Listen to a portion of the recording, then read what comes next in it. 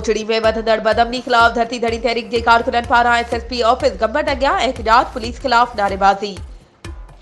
धरती धड़ी तहरीक कोचड़ी के कारकुननि पारां ताज़ो ई चोरियुनि ऐं फुरनि में मुतासिर थियल नौजवाननि सां गॾिजी सेशन कोर्ट खां रैली कढी एसएसपी ॼामशोरो जे ऑफिस अॻियां एहतजाजी मुज़ाहिरो कयो वियो। इन दौरान अॻवाननि वहीद अबड़ो ऐं ॿियनि चयो त कोचड़ी जो अमनो अमान मुकमल तौर ते तबाह थी चुको आहे।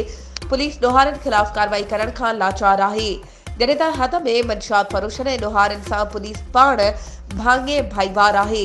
मौजूदा एसएसपी ॼामशोरो बे अमनो अमान करण में मुकमल तौर ते नाकाम थी चुको आहे। हुन चयो त हर रोज़ सुबह साण सनअती ज़ोन में पोरियो करण वींदड़ मज़दूर बि महफ़ूज़ न रहिया। रोज़ रोज़ फुर मार जे वाक़िअनि खां बेज़ार थी चुका आहियूं। पुलिस सुञाणप हूंदे बि ॾोहारनि खिलाफ का बि कार्रवाई नथी करे। हुननि डीआईजी हैदराबाद ऐं एसएसपी ॼामशोरो खां मुतालबो कयो आहे त फिलफोर कोचड़ी जो अमनो अमान बहाल करे शहरनि खे तहफ़ुज़ ॾिनो वञे, ॿी सूरत में सख़्त खां सख़्त एहतजाज कंदासीं। वधीक ख़बरुनि ऐं अपडेट्स जे लाइ असांजे चैनल खे सब्सक्राइब कयो ऐं हा, बेल आइकन खे प्रेस करणु न विसारिजो त जीअं असांजी हर नई अचण वारी वीडियो तव्हां ताईं पहुची